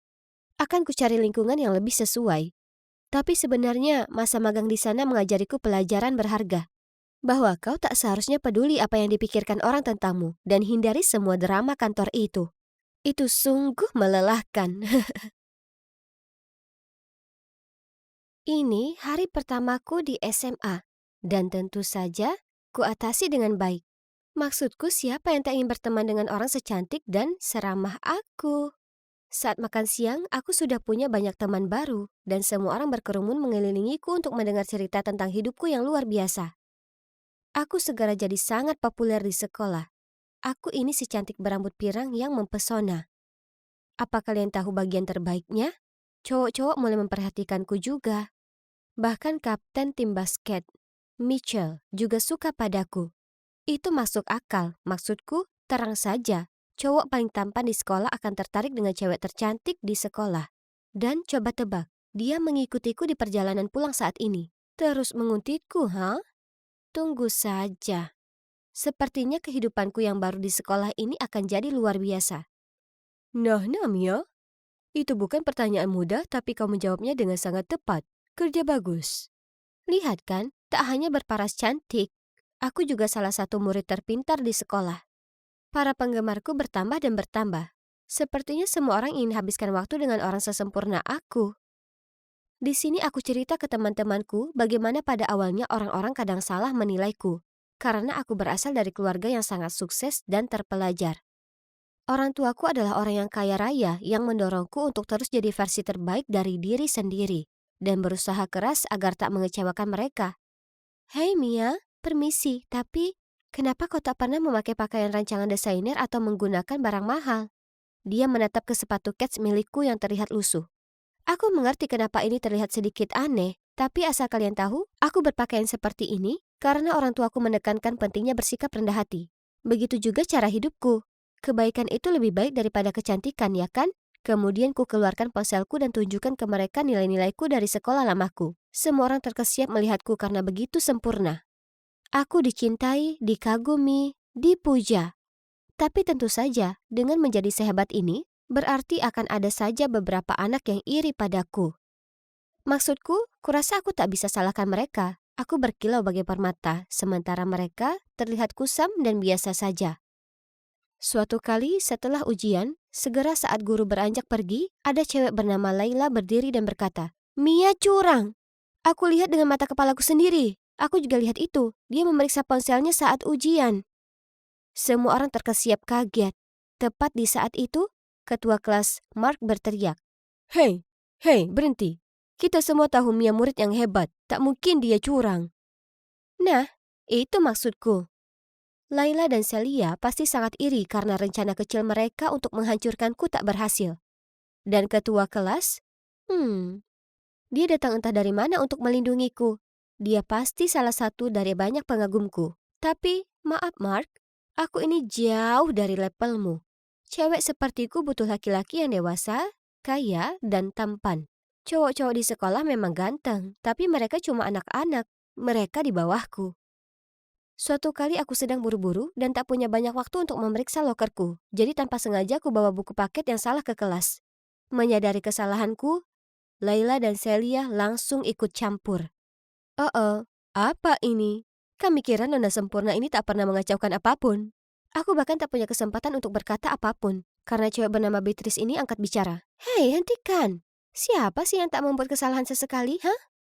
Ini, kau bisa berbagi milikku. Oh wow. Cewek ini cukup baik. Senang rasanya punya sekutu untuk menghadapi Laila dan Celia. Jadi, saat makan siang aku bergabung di meja Beatrice. Kita mulai ngobrol dan jelas dia terpesona dengan betapa menakjubkannya hidupku. Hebat, sekarang aku punya pendamping yang setia. Hey Beth, bantu aku mengerjakan PR hari ini, oke? Lagi? Aku harus menghadiri pesta penting dengan orang tuaku malam ini. Akan ada para politisi dan plutokrat. Aku tak punya waktu mengerjakan PR. Sekarang aku harus pulang lebih awal untuk berganti pakaian dan berdandan. Bye. Aku tak perlu menoleh untuk tahu wajahnya yang lucu kebingungan. Dia terlihat seperti itu setiap kali ku minta mengerjakan PR-ku. Tapi itu sepadan. Ya kan, Beatrice? Dia bisa bergaul dengan anak ajaib paling keren di sekolah. Aku. Jadi, sedikit PR tambahan adalah hal murah untuk membayar privilege seperti itu. Kalian tahu, bagiku, PR itu remeh. Aku cuma tak punya waktu untuk itu. Harus kuakui, kalau punya Beatrice di dekatku itu sangat nyaman. Dia memastikan nilaiku tetap tinggi di kelas, memberiku waktu untuk bermain polo, bermain ke klub golf, dan menghadiri acara amal bersama orang tuaku.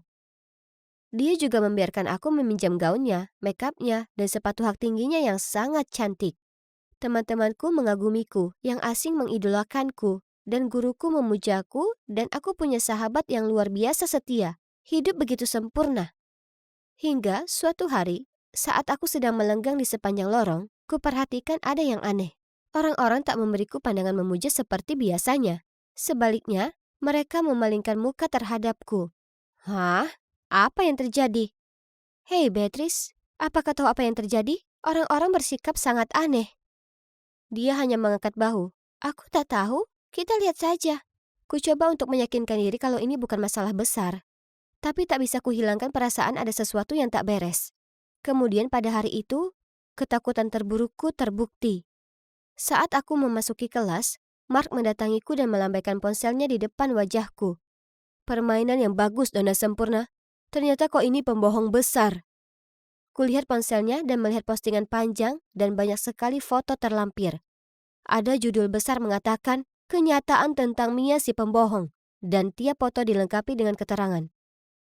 Rumah Mia sebenarnya sangat biasa saja. Dia tinggal di sini dengan kakek neneknya. Tak ada mansion mewah atau orang tua kaya raya.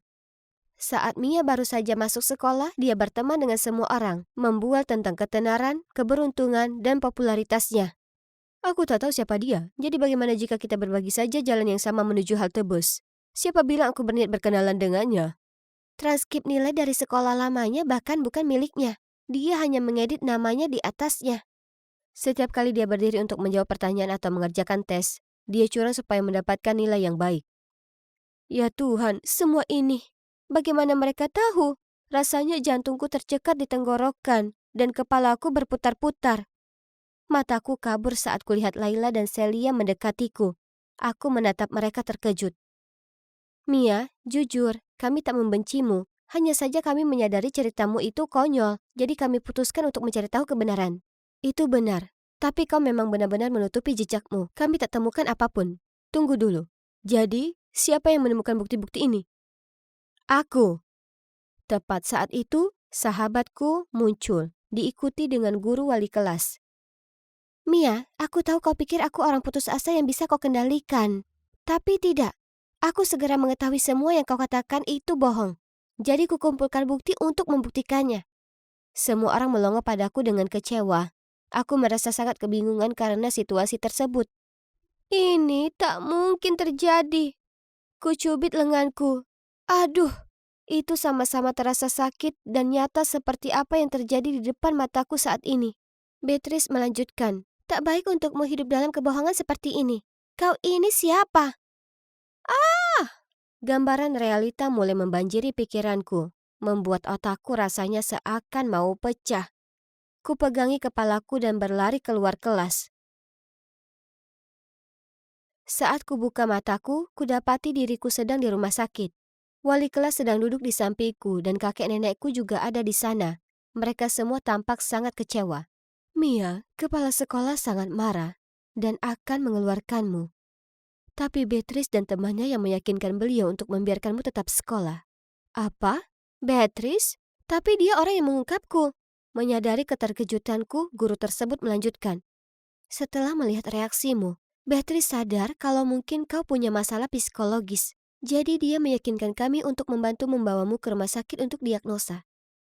Aku memandang kakek dan nenekku. Mereka semua menangis. Tak disangka, tangisku pecah. Kudambakan kehidupan impian penuh dengan ketenaran, kekayaan, dan para pengagum. Sampai-sampai kubuat gambaran diriku sendiri di realita lain. Aku juga begitu terhanyut dalam skenario ilusi itu. Sampai aku lupa dengan realitaku sendiri. Ini terjadi bulan lalu, dan saat ini aku sedang dalam pengobatan untuk delusiku, dan juga menemui terapis. Sekarang aku dalam perjalanan menemui Beatrice, Laila, Celia, dan Mark. Tidak, aku tak mengada-ngada. Aku sungguhan menemui mereka. Oh astaga, itu mereka. Ini menakutkan, tapi ada sesuatu yang harus kulakukan. Jadi ku tarik napas dalam-dalam, kemudian mengikuti saran terapisku. Aku bicara dari lubuk hatiku. Hai guys, terima kasih sudah datang. Pertama-tama, aku mau minta maaf karena berbohong. Nyatanya, aku hidup dengan begitu banyak kebohongan sampai tak bisa lagi membedakan mana yang nyata dan tidak. Terapisku membantuku sadar kalau semua ini berawal setelah aku kehilangan orang tuaku. Sebagian bawah sadarku putus asa mendambakan kehidupan impian ini, sampai kuciptakan hidup baru.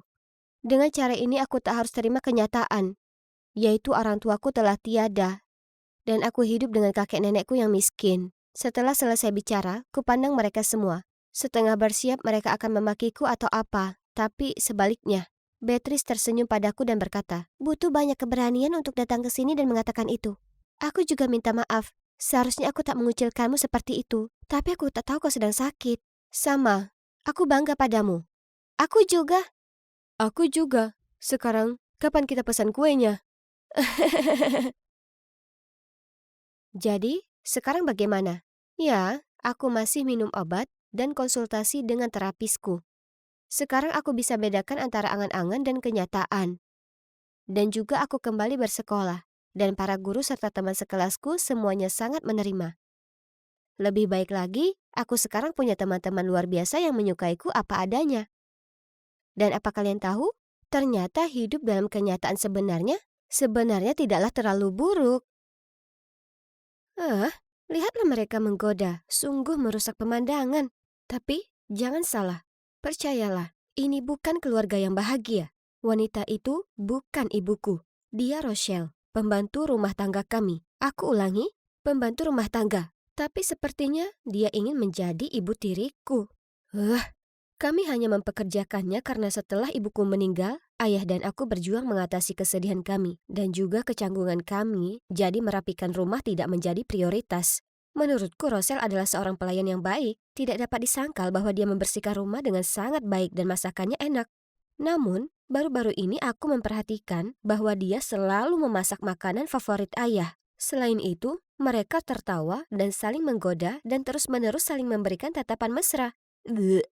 Hari ini, dia bahkan mengeluarkan sapu tangannya dan dengan penuh perhatian menyekadahi ayahku yang berkeringat. Dia pikir dia siapa? Dia pasti ingin menghipnotis ayah. Jika dia pikir dia punya tempat di rumah ini, dia benar-benar salah. Aku perlu melakukan sesuatu mengenai hal ini. Aku harus segera berbicara dengan ayah. Ayah, ibu belum lama meninggal, tapi sepertinya kamu sudah menyiapkan penggantinya. Bukankah cukup menyakiti ibu dengan berhubungan kembali dengan mantanmu tepat sebelum dia meninggal? Apa maksudmu penggantinya? Brittany, kamu bersikap kekanak-kanakan dan tidak masuk akal. Aku tidak tahu dan aku tidak peduli. Tapi aku ingin Rosel segera keluar dari rumah kita. Dia pasti sedang mencoba mendapatkan sesuatu darimu. Oke, baiklah. Jika kamu memaksa, tapi pastikan kamu temukan pembantu rumah tangga penggantinya. Jadi ternyata mencari pembantu baru yang sebenarnya bagus hampir tidak mungkin. Lusinan orang datang untuk mencoba, tetapi tidak ada dari mereka yang perhatiannya seperti Rochelle. Oke, bagaimanapun juga, kami masih membutuhkan pembantu. Jadi dengan berat hati aku membiarkan Rochelle tinggal sampai aku menemukan seseorang yang baru. Ini tidak berarti aku akan membiarkan kekesalanku padanya berlalu begitu saja. Aku memutuskan bahwa ketika aku terjebak di rumah yang sama dengannya, sebaiknya aku mengerjainya untuk melampiaskan amarahku. Ketika dia memutuskan untuk memasak, lagi, sup ayam mewah yang sangat disukai ayahku.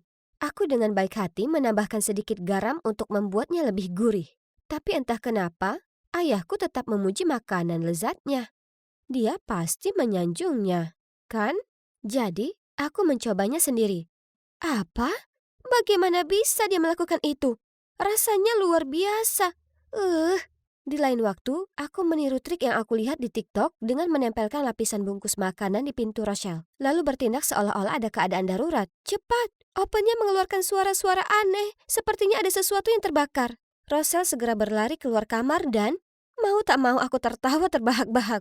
Wajahnya sungguh lucu. Dia kemudian menatapku dengan bingung dan tersenyum tak berdaya.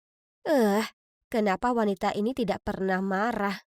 Baiklah kalau begitu, mari kita tingkatkan. Aku memutuskan untuk memainkan trik pamungkas. Mengetahui bahwa Rochelle sangat takut pada kecoa, aku memotong bentuk kecoa dari kertas dan meletakkannya di balik kain lampu malamnya. Malam itu, aku sedang tertidur ketika mendengar teriakan nyaring. Ah! Dari kamar Rochelle. Ya, berhasil. Tapi dia sangat ketakutan hingga dia pingsan.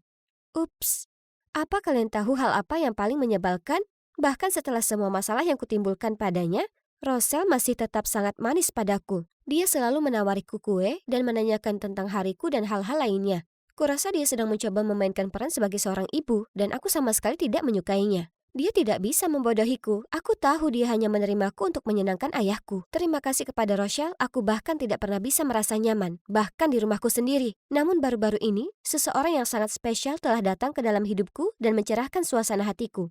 Itu sepenuhnya kebetulan. Hari itu, hujan turun deras, sehingga genangan air di mana-mana. Aku sedang dalam perjalanan pulang dari toko kelontong ketika sebuah mobil melaju lewat. Aku pikir aku akan mendapatkan mandi gratis. Tapi tiba-tiba, sebuah lengan menarikku ke belakang dan melindungiku dengan tubuhnya. Seperti di film romantis, berdiri di sana seorang anak laki-laki, basah kuyup, menanyakan apakah aku baik-baik saja. Dia benar-benar membuatku terpesona. Kami berjalan bersama sebentar, dan dia memberitahuku kalau namanya Chris, dan dia tinggal di lingkungan sebelah. Itu dia. Aku harus membuat Chris terkesan dan juga berterima kasih kepadanya karena telah membantuku. Jadi, setelah berpikir matang-matang, aku memutuskan untuk membuatkan dia kue. Aku pernah melihat Rochelle memanggang sebelumnya. Kelihatannya mudah sekali. Jadi aku membuat satu dan memberikannya kepada sahabatku Sue untuk dicoba. Tapi dia meludahkannya dan berkata, menjijikkan. Aku dengan sedih duduk di dapur, menatap kueku yang menyedihkan dan bertanya-tanya di mana kesalahanku. Saat itulah Rochelle masuk ke dapur. Tapi aku kaget. Bukannya menertawakanku, dia malah menepuk pundakku. Kemarilah, kuajari memasak. Rochelle adalah juru masak yang baik, jadi bodoh sekali jika aku tidak belajar darinya. Tapi tidak berarti aku menyukainya, aku hanya ingin memenangkan hati kekasihku. Jadi setelah itu, setiap hari sepulang sekolah, Rochelle memberiku pelajaran memasak. Oke, jadi mungkin dia tidak seburuk yang kukira dulu. Kami mencoba berbagai resep berbeda bersama-sama dan menghasilkan formula sempurna ciptaan kami sendiri. Dan akhirnya, aku bisa membuat sendiri kue coklat berbentuk hati yang indah untuk menyatakan cintaku kepada Chris. Dan apa kalian tahu? Dia menjawab, "Ya." Aku sangat mencintai Chris, sehingga aku benar-benar lupa tentang konflikku dengan Rochelle. Chris sering datang ke rumahku. Ayahku dan Rochelle menyayanginya. Jadi sekarang, selain memasak makanan favorit ayahku, Rochelle juga memasak makanan favorit Chris. Dia luar biasa. Dia bisa mengingat semua hal yang disukai dan dibenci Chris. Bahkan hal-hal sepele seperti dia alergi kacang. Kami seperti sebuah keluarga. Dan harus aku akui, rasanya cukup menyenangkan. Dan kemudian, entah dari mana, kejutan dalam hidupku terjadi. Ayahku meninggal karena kanker. Aku bahkan tidak tahu dia sakit. Seperti yang bisa kalian tebak, aku benar-benar putus asa dan tidak ingin melakukan apapun setelah itu. Ibu dan ayahku sama-sama meninggalkanku, hanya dalam waktu 1 tahun. Tapi setidaknya aku masih memiliki Rochelle dan Chris di sampingku. Rochelle merawatku seolah aku adalah putrinya yang sebenarnya. Aku sedang melewati masa-masa sulit dalam hidup, tapi keberadaan mereka membuatku merasa tidak sendirian. Kesedihan itu pada akhirnya akan hilang, dan semuanya akan baik-baik saja mulai sekarang, pikirku. Sampai suatu hari, aku sedang membuat cupcake ketika pengacara ayahku muncul dan menunjukkan kepadaku surat wasiatnya. Ternyata, ayahku mewariskan rumah itu kepadaku, tapi hanya dengan syarat aku mempunyai wali, seorang wanita bernama Laura. Hah? Itu aneh. Aku tidak kenal siapapun yang bernama Laura, tapi tunggu. Sepertinya aku pernah mendengar nama ini dari seseorang. Ibuku. Ketika dia berada di hari-hari terakhirnya, ibu pernah memberitahuku bahwa ayahku telah berbicara dengan mantannya lagi, dan namanya adalah Laura. Mungkinkah itu dia?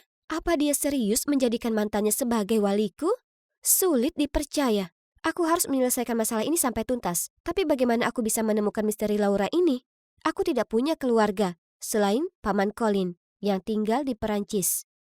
Jadi, aku menghubunginya dan menceritakan semuanya. Dia langsung terbang kembali, dan meskipun aku sudah bertahun-tahun Aku tidak bisa menahan emosiku dan akhirnya menangis di bahunya. Dan kemudian dia memberitahuku kebenaran yang mengerikan. Laura tidak lain adalah wanita yang baru saja berjalan melewati pintu. Itu Rochelle, wanita yang selama ini tinggal di rumahku. Aku tidak percaya telingaku. Apa yang sebenarnya terjadi? Jadi, pindahnya Rochelle bukanlah suatu kebetulan. Ayahku diam-diam menyelundupkannya sebagai pembantu agar mereka bisa bersama. Rasa sakit dan kekecewaanku sungguh luar biasa. Tapi aku harus tenang agar bisa berpikir rasional.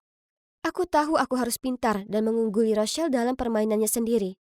Sejak itu, aku mulai memperhatikan Rochelle dan menyadari sesuatu yang aneh. Rochelle dan Chris agak terlalu dekat dan intim. Aku sering melihat mereka saling berbisik ketika mereka mengira aku tidak melihat. Apa maksudnya ini? Mungkinkah Rochelle mencoba membujuk pacarku untuk melakukan salah satu rencana gelapnya? Atau, yang lebih buruk lagi, apakah pria yang kucintai berselingkuh dengan wanita yang lebih tua? Kecurigaanku semakin dalam ketika beberapa hari kemudian, Chris memberitahuku bahwa dia sakit sehingga aku harus naik bus sekolah selama beberapa hari. Dan Rochelle pun memintaku libur beberapa hari. Mungkinkah itu hanya kebetulan? Menurutku tidak. Jadi aku memutuskan untuk menjadi detektif sekali. Tepat setelah Rochelle pergi, aku mulai mengikutinya. Dan tidak mengherankan, dia pergi ke rumah pacarku. Hai ibu, permisi? Ibu? Dia ibunya? Jadi itu berarti dia tidak hanya menggoda ayahku, tetapi juga menanam putranya untuk mengalihkan perhatianku agar mengambil alih harta keluargaku? Aku mempercayai mereka berdua. Bagaimana mereka bisa begitu kejam? Tiba-tiba, aku teringat detail yang tidak aku sadari sampai sekarang. Setelah memakan makanan yang dia masak, entah kenapa, ayahku menjadi semakin lemah dan akhirnya meninggal dunia. Apakah dia meracuninya? Jika itu masalahnya, maka dia benar-benar ular berbisa yang menyamar sebagai manusia. Aku langsung putus dengan Chris dan memecat Rochelle, lalu pulang dan menceritakan semuanya pada Paman Colin. Setidaknya aku punya dia di sisiku. Sekarang yang perlu kita lakukan adalah menyangkal hak asuhnya atas properti tersebut. Akan kuurus semuanya. Kau hanya lakukan apa yang kukatakan. Kemudian, Paman Colin membantuku menyiapkan tuntutan hukum terhadap Rochelle dan putranya atas tuduhan penipuan. Mereka berdua akan membayar harga atas apa yang mereka lakukan terhadap ayahku dan aku. Oh, tapi masalahnya, sekarang Rochelle tidak tinggal di sini. Rasanya begitu kosong. Aku sangat marah padanya, tapi aku juga mendapati diriku merindukannya juga. Aku mencintai dan mempercayainya. Begitu pula Chris. Dan perasaan seperti itu tidak hilang begitu saja dalam semalam. Tapi saat aku masih memikirkannya, ada pengacara. Lagi. Dan dia ditemani oleh Paman Colin. Apa yang terjadi sekarang? Nyonya Brittany Jensen dengan ini mentransfer seluruh tanah milik 25 Oakwell House kepada Tuan Colin Jensen, sebagaimana ditandatangani oleh kedua belah pihak. Hah? Ditandatangani? Kapan aku menandatanganinya? Aku merampas kertas itu dan berteriak, penipuan! Aku tidak pernah melihat kertas ini. Paman, apa ini? Tolong katakan sesuatu. Aku tidak tahu. Ikuti saja dokumen hukumnya. Tidak.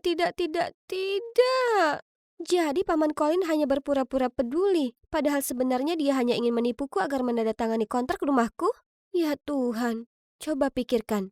Itu pasti hari itu, hari di mana dia memberiku banyak surat untuk ditandatangani. Mengklaim bahwa itu tentang aku yang menggugat Rochelle dan Chris.